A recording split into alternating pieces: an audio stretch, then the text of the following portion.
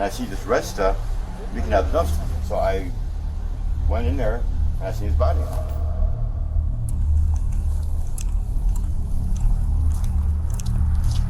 Holy. Police have arrived at Morning Tree Park apartment complex to investigate something horrific that's been found lying by a dumpster. A pool of blood trickles out of a corpse so badly beaten, police spend hours trying to identify it. By the dumpster, and that his head looked like a smashed watermelon. There's a lot of blood. It is. The corpse has been discovered by a local homeless man, and suspicion immediately spreads to those within the complex. But as the investigation deepens, cops begin to realize just what manner of twisted teenage killer remains on the That's loose. when he started getting him. He hit him a couple of times and then stomped him a couple of times. And by that point, it was too much. Like, it was just a lot. Beat the out of him and then stabbed him in the throat. Soon enough, they realize they're in a race against time. And if they don't act quickly, these horrific events might happen again. And all the while, this brazen killer remains at his apartment just 40 minutes away, hanging out with friends, just waiting to see if anyone is smart enough to catch him. Doors open. Police department!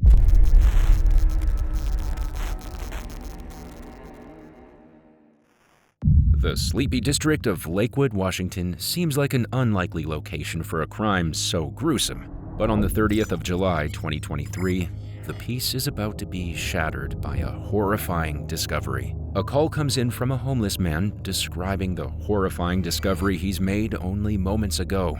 Quickly, cops descend upon the scene, and it isn't long before they see exactly what has left the man so shaken.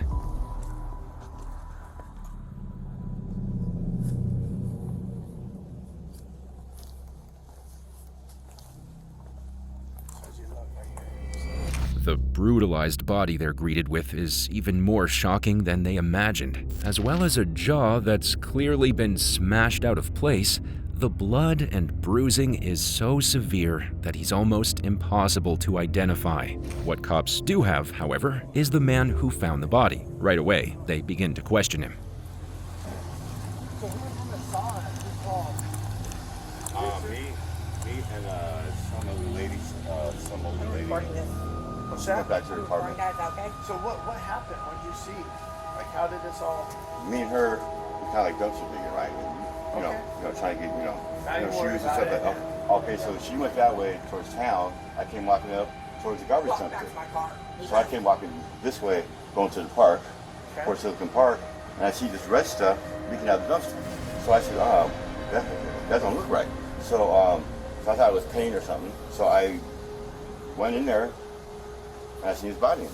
The only characteristic the homeless man can distinguish about the victim was that he was elderly, offering little help to officers who hope to identify the body.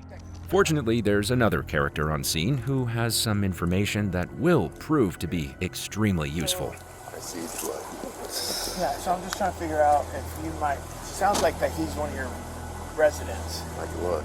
This is Ryan, the manager of the apartment complex, and he believes he knows the victim firsthand.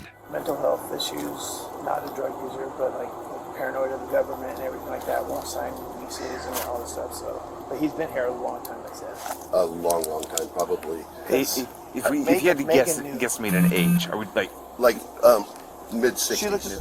As well as informing officers that the victim is a longtime resident of the complex, Ryan tells them he was staunchly anti-government, a conviction which means he lives off-grid, without identification, and with no easy way for cops to find him. But now they have a lead, and better yet, they have a name. Williams.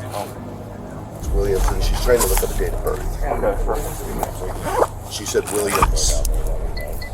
The victim's name is Leonard Williams, and police are beginning to piece his story together.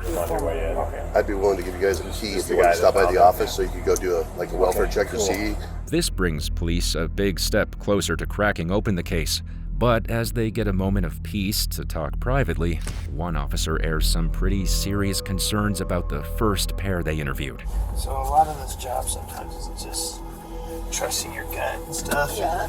The immediate suspicion of the officers is that the killer is someone nearby, perhaps someone they've spoken with already. As they rightly point out, the likelihood of stumbling upon a corpse is already slim, but to find someone you know murdered by a dumpster is almost too coincidental to be true. But despite their doubts, the officers know they need to confirm the victim's identity before moving onwards with any investigation. So they travel across the complex to Leonard's residence to perform a welfare check.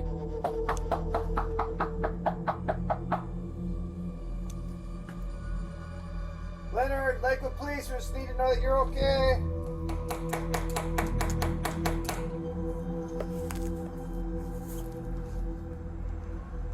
Leonard, Lakewood Police Department, just need to know you're okay. You don't have to come outside, just let me know you're okay.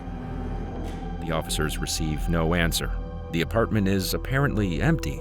But since the purpose of their presence is to check on the welfare of a resident, they don't need a warrant to enter the home. Hey, Leonard! Leonard! Leonard!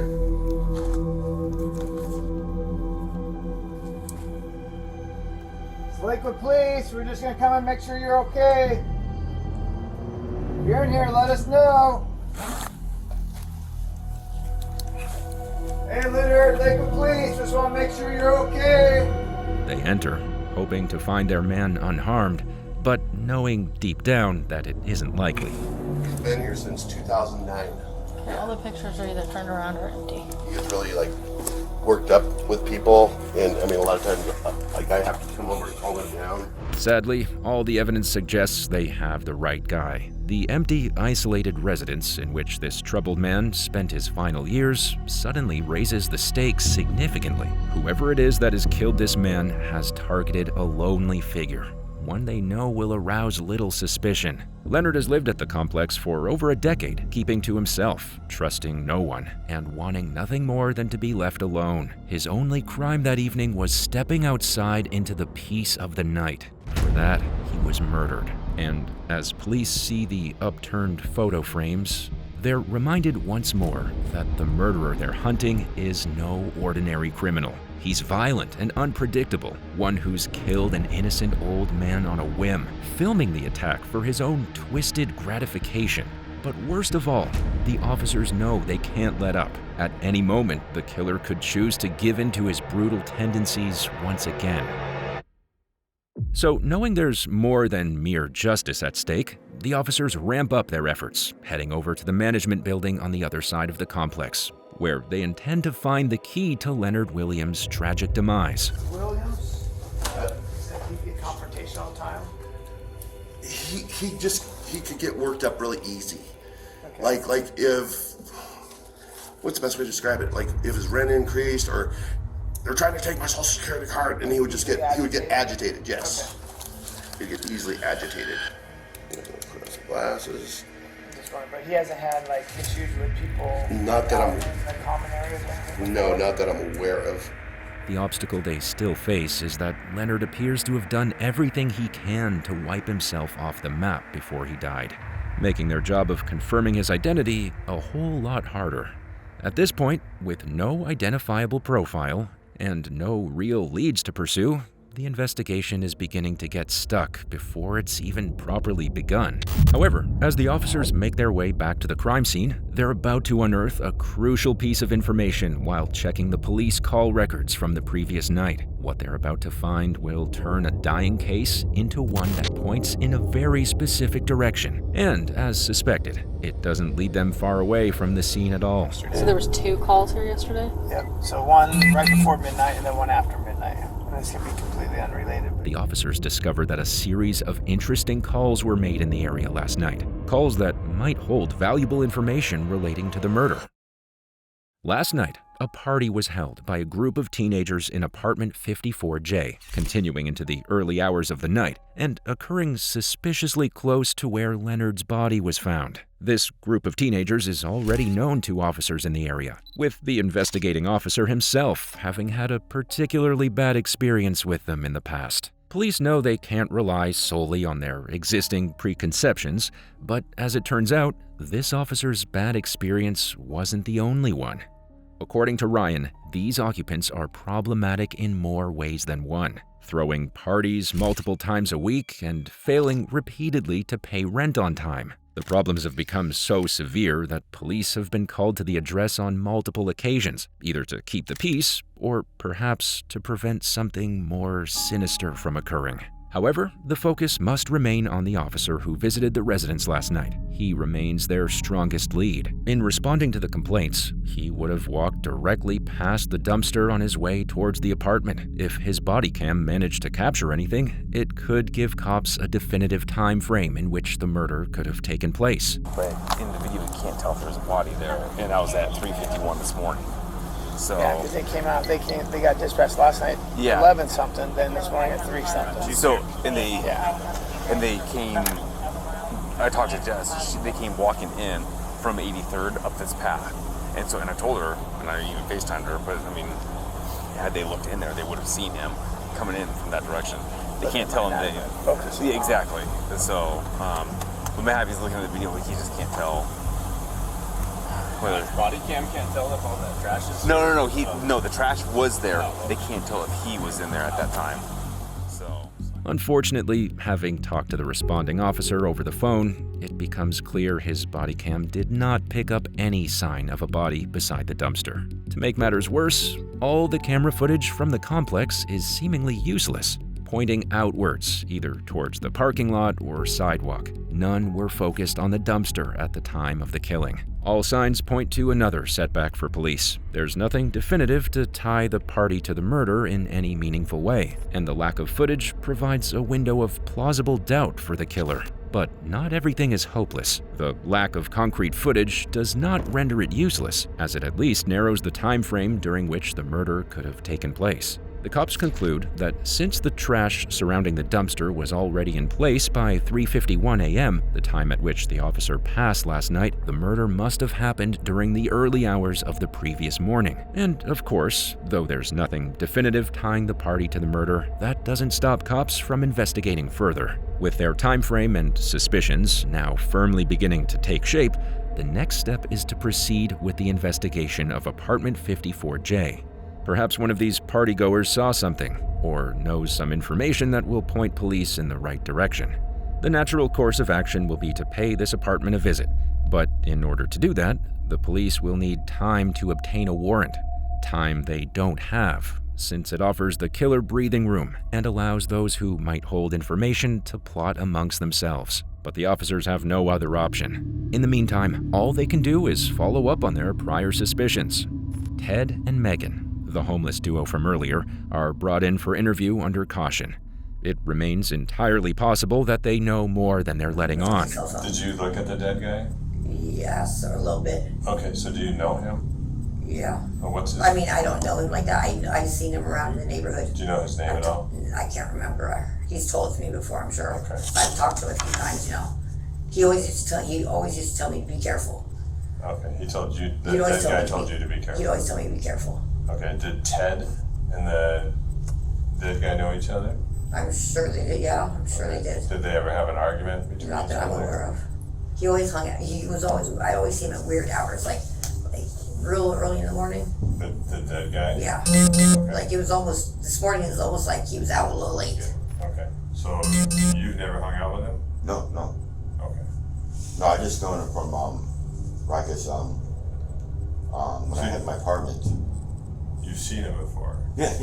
Okay, how many times have you seen him? I've not known him, right, but when I would go out at night, right, Yeah. sometimes midnight or right, I go take a walk, right, Yeah. and I would always see him at the bars, right, getting bust out the cigarette butt, cans, and bar, yeah, and that's. Do you see him getting cigarettes? Yeah. Okay. Yeah. So is he a homeless guy, or is he No. an apartment? As far as I know, an apartment living there. Okay. Is there anything else you'd like to add to your statement? Yeah, it's kind of weird because, nobody heard nothing, nobody saw anything. It's right there in the open. Somebody had to see something. Right.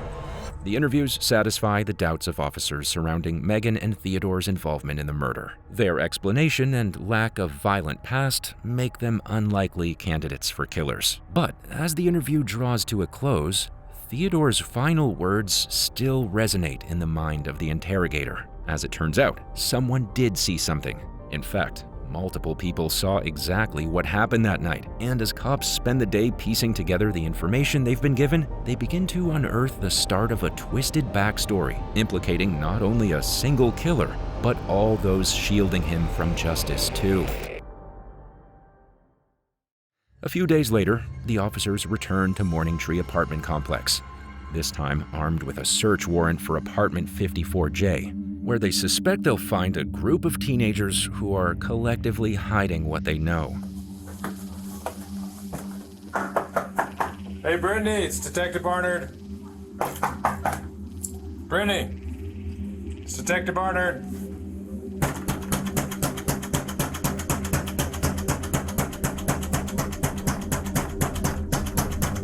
Lakewood Police. Here, you want to knock up the collar.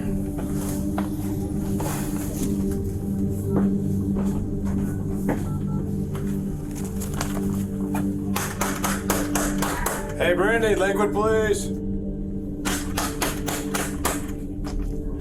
Brittany. Oh, here we go. Hey, Brittany, Lakewood Police. Is anybody else inside here with you? Yes. Here, come on, we'll scoot over here for a second, okay? Who's all in here with you? Just me and two other people. Where are they at? I don't really know. What are their names? Got me here for And who? Ty. And Ty, come on out. Come on out. Have a seat. Ty, come on out, Lakewood Police. Inside are two teenagers. A third individual, Ty, has supposedly been at the residence, but fled just before cops arrived, supposedly making his way to a corner store, though in reality, he has every reason to want to avoid questioning. Immediately, this raises alarm bells for the officers, but before they can investigate Ty's sudden disappearance, they take Alina and Jaden outside for questioning. Did you know why we're here? Yeah. You're not, so I'll make it clear to you, you're not in trouble right now, but you're a witness to something, and so we need to talk about that, okay? I wasn't.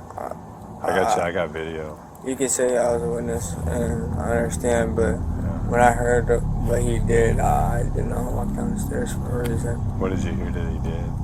I heard that he beat up this dude for really no reason. He said that the homeless guy stepped to him, or the homeless guy like asked for a cigarette, and how well do you know him? Chubbs. Yeah. I've known him for like a month. A month. Okay. Do you know why we want to talk to you today? Do you mind talking about hanging out with Jordan, or just for a second? We're in the shade. Okay. So we want to talk to you about what happened the other night. Okay. We know you were here. No, right here. You were here on video. I was? Yeah. Okay. I don't really know. You guys didn't realize there's a video right outside the neighbor's door? No, I know there's a camera outside the neighbor's door, Yeah. but I'm always in and out through it, so it's, Yeah. it's nothing concerning to me. So, did you know what happened here the other night? Yeah, what happened? Tell me a little bit about it. Chubbs had a little incident. I can't. You gotta. Chubbs had a little incident. Yeah, what was that? And like, right now we're just. They never understood why I just saw that wasn't who I was. Right. And I was just like, they were like, I guess they all saw it from my body, but I'd already been. Did you see the body? I've seen videos and pictures, and I took a video and just So, showed it. who had the videos? Chubbs. Chubbs. So did he send it to you? Did he send it out like in a group? You can't get it. You had the video? I don't. But I could show you exactly where it happened. Oh, I know where it happened. Yeah. But I mean, yeah, if you want to walk me over there. You walk me over. What's that? You walk me over. Okay, we'll wait till he leaves. We'll wait till he leaves. We'll wait till he leaves. Because he's going to leave. You go first. What's that? You go first. Yeah, we'll let him go first. In in a shocking turn of events, both admit to police that they know exactly what happened. However, seems reluctant to show her cooperation in front of her friend, stating that others involved in the crime have told them not to speak. Meanwhile, Jaden, who appears to be more closely implicated to the murder, is searched and taken away for questioning. As he leaves, the officer steers the conversation back to the true goal of their entire investigation: finding the suspect.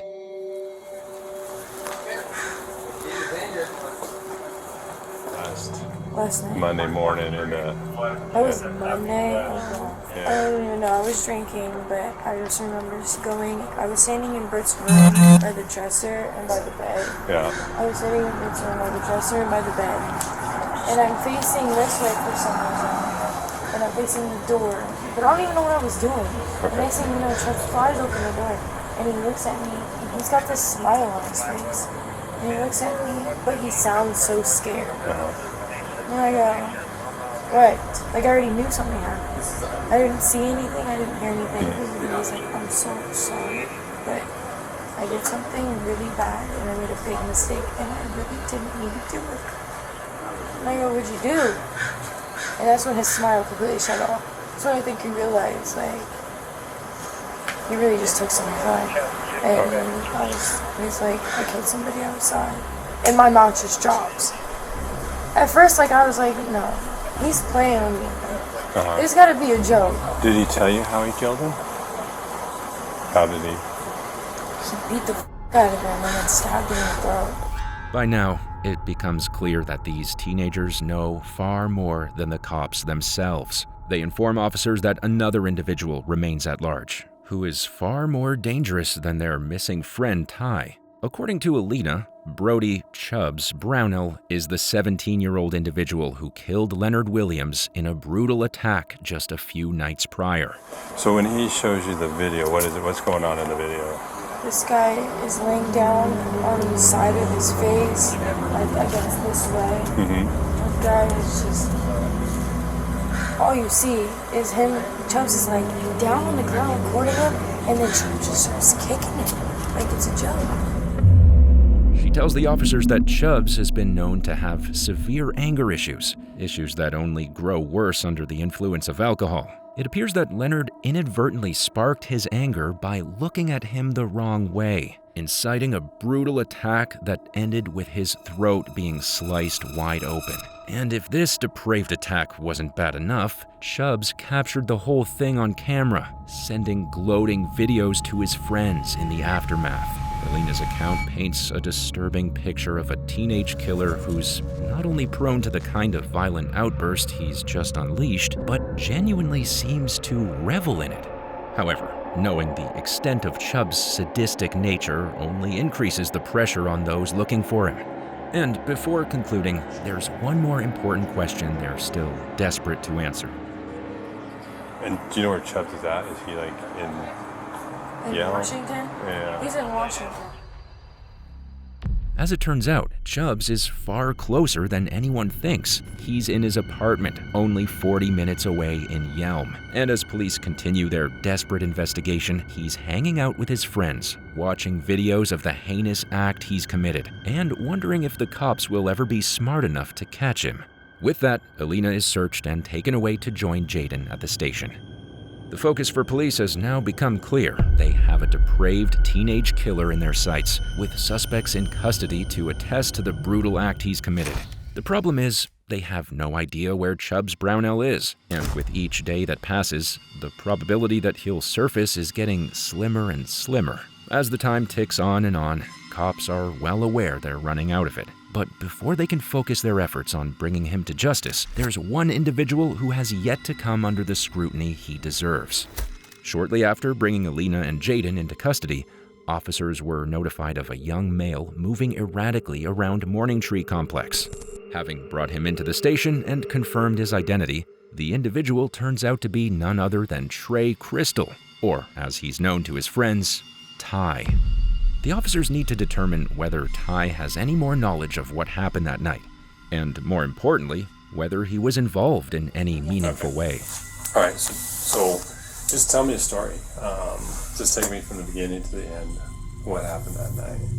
we were going to older friend's house, Brittany, and she's like 20 something, I don't remember her exact age.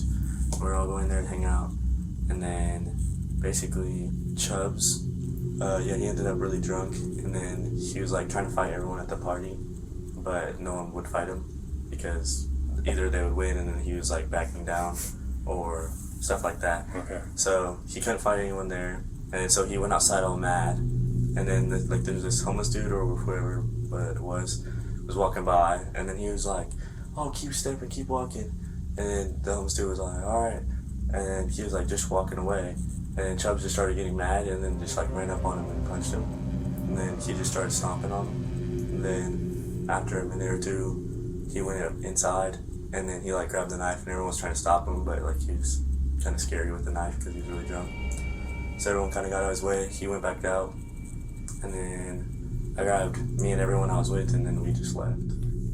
Ty is asked to identify a picture of Chubbs, instantly picking out the perpetrator. His story lines up with what Jaden and Alina have recounted, leaving cops with the not-so-simple task of tracking down a violent and volatile killer who's still at large. But immediately they realize there's a big problem.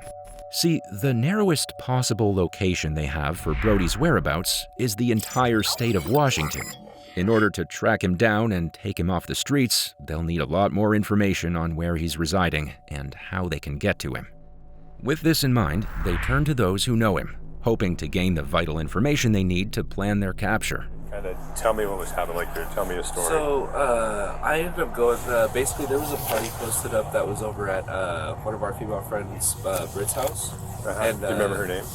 Yeah, Britt. Britt, okay. Yeah, well, Brittany, she's had a few police show up at her house before because they do kind of get noise complaints, and she does kind of do it from time to time. Outside, he got really upset. He was drinking 1800 at the time, like type of tequila. What is 1800? Oh, 1800. Yeah, It's a silver tequila. Yeah. Okay. And so by that point, I guess he got upset because he was talking to one of the women that were there, and they weren't really interested in him. Sure, and it became a whole commotion.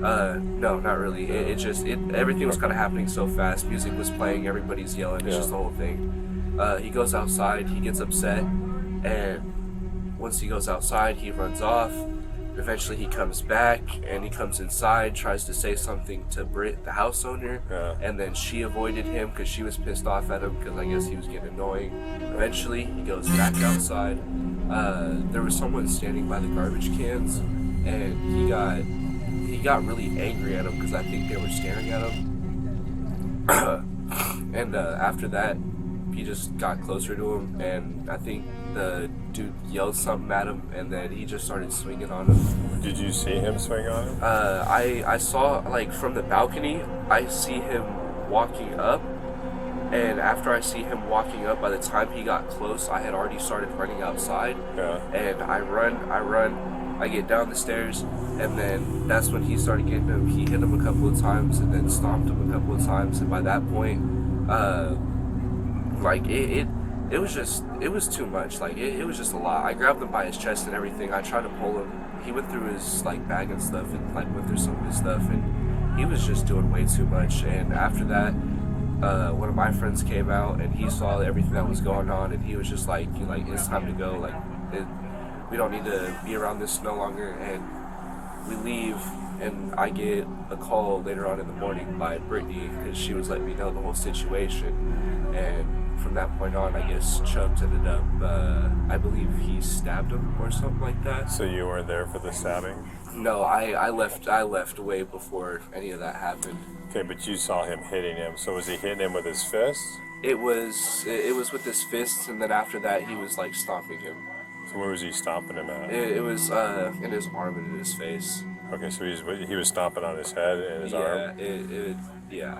Okay, and how long did this go on for? It went on for about 11 seconds or so, probably a little bit more.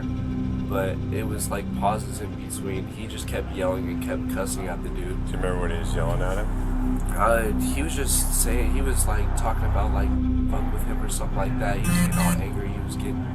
He was just like telling the dude not to mess with him and stuff like that. He kept trying to call him out for something. And he's like a this is probably like the second to third time I've seen him get this kind of violent, but never towards someone like that. But I've seen him raise that kind of anger. And he's threatened to like hit people, or he's threatened to beat people's asses if they got too close, or if they said something to him. He's gotten to that kind of level, and by that party, it just true colors were really showing, and things just got really hectic. Now in the video, it shows you running up and down the stairs because you're on the video. Yeah. And you had left by the time he stabbed him? Yeah, I left by that point. Okay. Miguel paints the same violent picture as Alina, Jaden, and Ty before him, describing an unprovoked attack from a killer who is prone to outbursts of anger. But as they travel to interview their final witness, they're about to realize they don't even know the full, horrifying extent of what went down that night. And you had text messages with him shortly after. Can you kind of explain to me about those text messages? Yeah, so I was in Eastern Washington at Tri-Cities because they're doing like boat races. Okay. And he texted me, it was like the day after he had done it. Okay. And he was like, I'm in a lot of trouble. And I was like, well, what happened? And he's like, I can't talk about it over the phone, blah, blah, blah. And then Brittany, whose apartment it was, she ended up like telling everybody what happened. And so how did you find out? What did you find out? Who did you find out? They told me he did coke and he beat the out of this guy and killed him and stabbed him in the neck. And then there was like blood all over the ground by the dumpster, and that his head looked like a smashed watermelon. Do you remember what the details of the video were? Yeah, they said that it was Brody stomping on this guy, saying you mess with the wrong guy. And then, yeah, he went back down and stabbed him. And then he told me that he tried to put him in the trash can himself, but he couldn't do it. So that's why he stabbed him in the neck. And go into detail. Like when we were talking over the phone too, he'd be like, what I'm being accused of. Like, everybody knows that he did it. The conversation provides an even clearer image of the attack, and it isn't any prettier.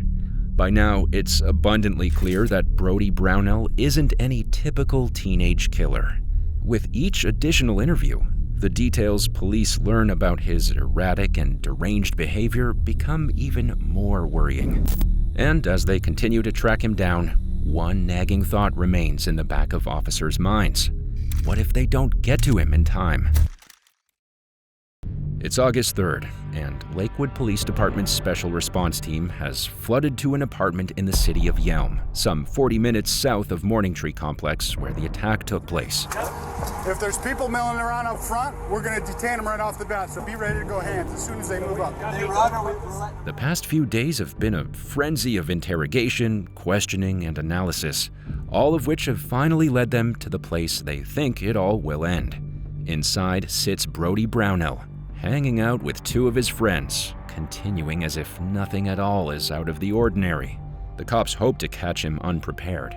As they arrive at the address, the officers are under explicit order to detain any bystanders. They can't afford to let anything slip through their grasp. We're letting them run, right? Yeah. Can you put this in a secure place? Yes. I've already locked and loaded around it. Yep. I'm not going to. Hey, Steven. Good? That's Kevin's. Just stash it somewhere. In fact, the preparation for that day goes far deeper than any typical operation. Firstly, the Special Response Team surrounds the apartment containing Chubs, while supporting officers are tasked with maintaining peace around the scene so they can do their jobs effectively. Meanwhile, a drone flies overhead, giving the officers a set of eyes in the sky to survey the scene from above. Their goal on this day is simple: clear the building of occupants and catch Brody Brownell.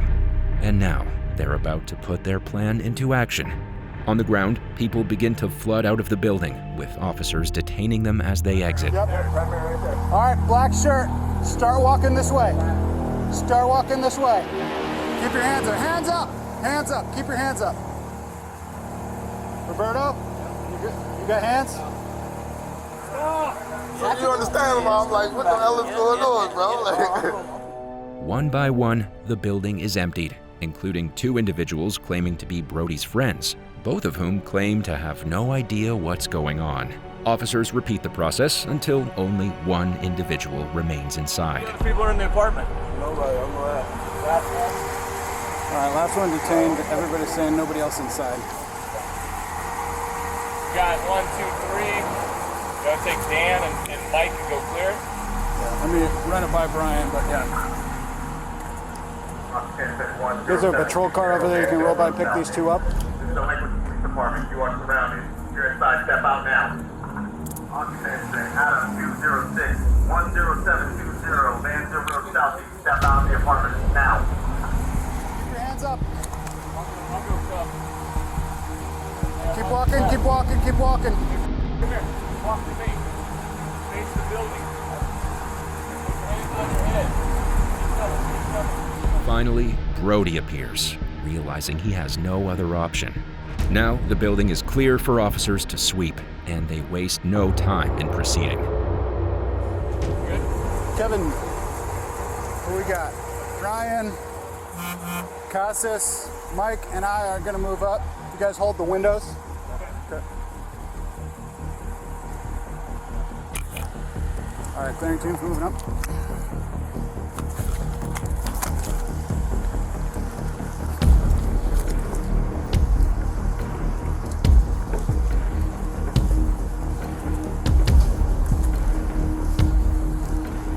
Doors open. Police department! Anybody inside of apartment 206? Left, and then a long hallway straight ahead. You want me to plug right, you guys go left? Yeah, park the outside. Yep, you just hold that hallway. Opens up the kitchen, living room. We got Ready? 3 bedrooms. Come forward with me. Ready to go. 3 bedrooms. As they search the apartment, they first confirm it's empty before looking for anything that might be useful in tying Brody to the crime. You couldn't see this little corner, see if it was anything. Open the entrance. Baseball bat. No knife. Huh? Some camouflage bags around.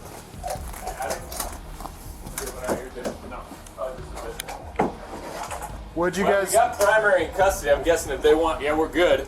Like I said, you just have the one crawl space here. Mike says he saw a cobweb, so it's up to them if they want to dig. But with primary in custody, I'm Anderson, guessing. command. However, the search is not their primary objective. Their target today is already in police custody, ready to be taken to the station where he will answer for his crimes. And soon, his day in court will come.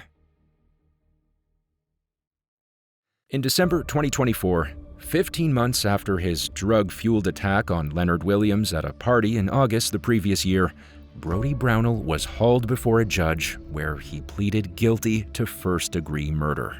The prosecutor found that he was attempting to pick fights throughout the night, settling for a weak and defenseless elderly gentleman who he proceeded to maul without provocation, beating him to a pulp before returning with a knife to finish the job.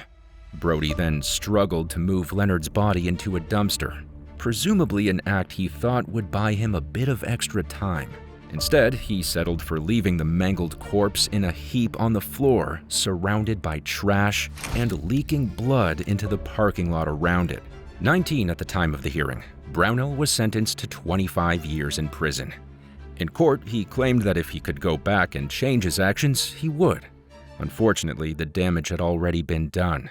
Leonard lay dead in a pool of his own blood, and Brownell's hefty sentence provided only meager recompense.